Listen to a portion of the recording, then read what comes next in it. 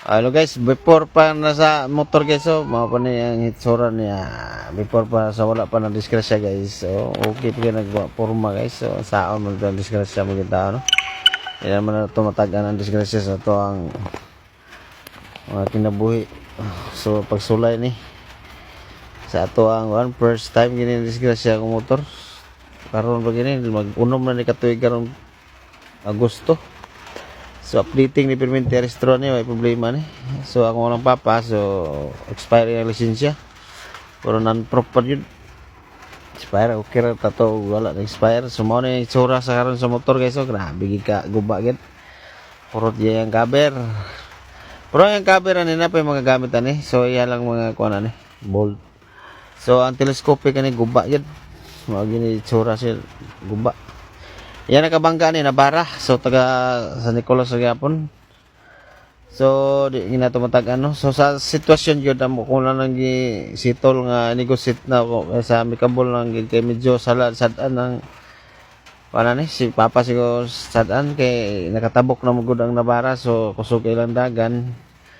Intersection ba dapat yun maghinay yun. Dapat yun kay pagabot sa intersection ug nay mo tabok. Kung makaon nagtabok maka kuan jud to sa akong pagtan-aw murag piki gyud ang motor kay sila man ibangga naabot naman gid sa pika shoulder kay tabok mo ng service ani pero sa by side na lang kung isa tong kuan anang kuan balik lang ko comment og kinsa sakto kuan pero ako na naginegosite daan kay ako na naginegosite kay man lang gid pero kay maayo na wala ko nagkikaso-kaso pa kay lisudman kay ato ang amahan nga mo nagdrive ani expire lisensya niya registrado ang motor so kay medyo balik gid nila ang mga kamot o katong yang angkas balik pod sila asya so ako na ginigusit para paayo po na ako ng motor sayang pod so ang kuan ani naka-involved limot ko si pangalan na to. So, investigador si investigador si Marquez. Salamat kasi inyo ang pag-responde.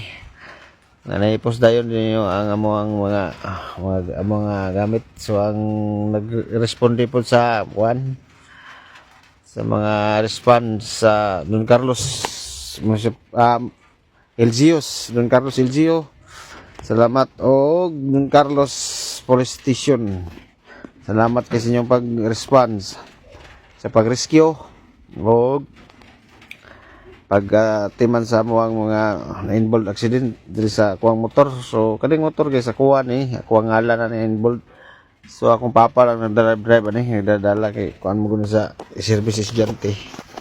So mo ni itsura niya guys. So atay mahimo disgrasya mo gyud. Di na tawatagan ang disgrasya. So pasalamat gyud sa Ginoo nga okay ra sila buhi sila. So mo ning damage sa service, damage siya portahan no, pinder ana. Mara gasto-gastuhan po sila ni. So amo na gisabot-sabutan mo na total at least buhi pa sila. So medyo na sila yung mga gastuhan mga balik. So nagdepende na lang ni sa tagiyas na bara, muhatag sila og sa mga ginagmay na lang. So kaya amo na nagisabot-sabutan pero nara nila og wala pod tayo mo. Kaya gisabutan naman nato nga gi-negotiate. So mo na yung balik sa akong papa guys. Mo na siya. So ang si Numando na po dito balik po dito na sentil. So thank you po.